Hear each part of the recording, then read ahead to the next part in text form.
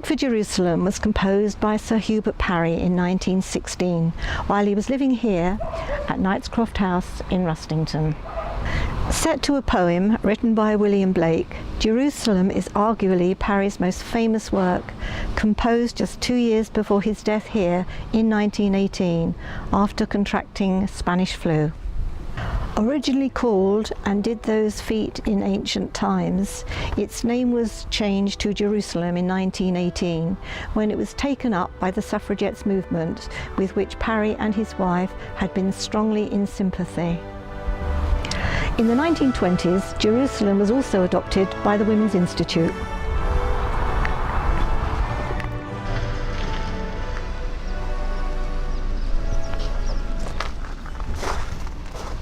It was here at the Fox Inn in Singleton, near Chichester, that the first meeting of the Women's Institute in England was held 100 years ago on the 9th of November 1915.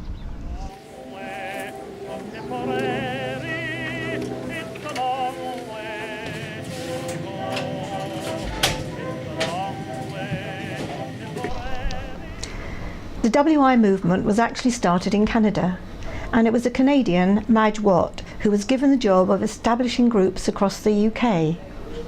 The aim of the movement was primarily the education of country women at a time when the men were away at war. With no men around, it was really all about self-preservation and pooling of resources. Life was hard for these women, but many were strong, feisty types, and they quickly turned their hands to growing vegetables, rearing chickens and pigs, and making domestic produce such as jam and cakes. The war was therefore critical to the formation of the WI, giving these women a chance to do things which they might never have taken on. But they were very successful indeed. The WI movement quickly spread across England, so that today there are more than 200,000 members in 6,600 branches. But it was here at the Fox that it all started 100 years ago.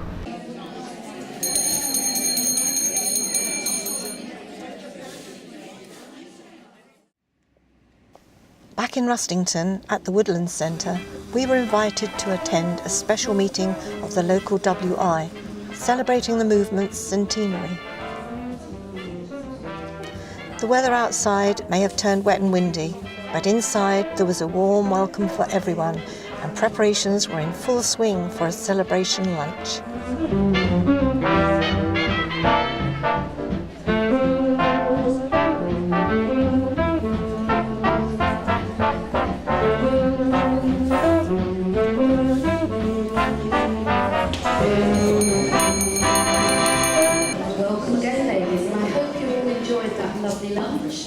Earlier, we caught up with one of the group's past presidents, Pat Hayes, and asked her to tell us something about the history of Rustington WI and the activities they enjoy today. The WI started in Rustington over 90 years ago, and it's gone on to form a very large WI, one of the largest, I believe, in the county, and we now have 70 members, and has become very active. We have a number of small interest groups now where people get to know each other at a much deeper level. We range from two practical ones, which is making cards mainly in our craft group, and another one where it's for knit and natter. People can bring any kind of knitting, crochet, needlework. We always have one member who just comes to natter, but it's a very good social group. We then have a reading group, which is very popular, where we discuss books each month, and a creative writing group, which has taken off and is proving to be very successful. I'm very pleased that I'm able to facilitate a small group called Right Away, which is a creative writing group.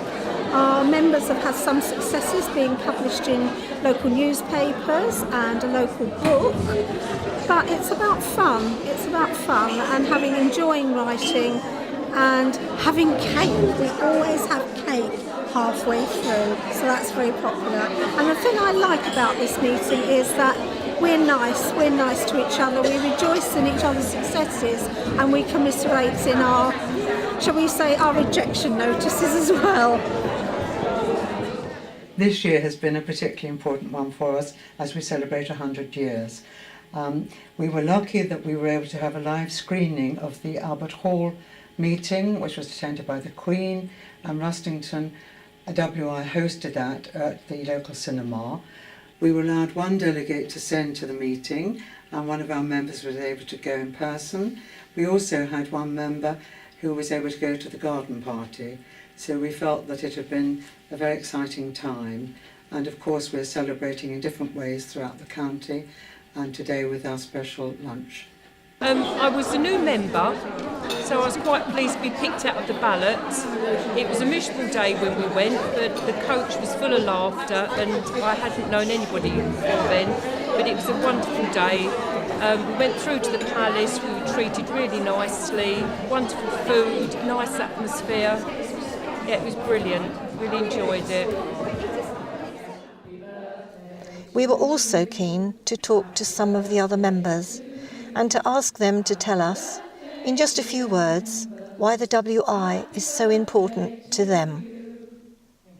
I've got an interest in writing, and I've been able to expand that interest by joining the WI writing group, and that's what I like about the WI. I went on a holiday with the WI to the Rocky Mountains, and I had a fantastic time there. Janet and I would never have met if we hadn't joined WI, and we've been outside WI now. We're that friendly. For friendship, yes, we come for friendship. We make lots of friends here, and we thoroughly enjoy ourselves. Friendship, that's really what it's all about, and belonging to the groups and getting to know other people individually. And I just think it's a wonderful thing. I've made so many friends and I've introduced so many people to it, and they all love it. They think it's incredible. And I'm very proud to be a WI member. Pat Hayes again. I see the future of the WI as an exciting and stimulating time. Hopefully we shall continue to move with society and embrace the changes, offer to women the opportunities that have been there all the way through, to extend their potential, and most importantly, to offer friendship and care to all members.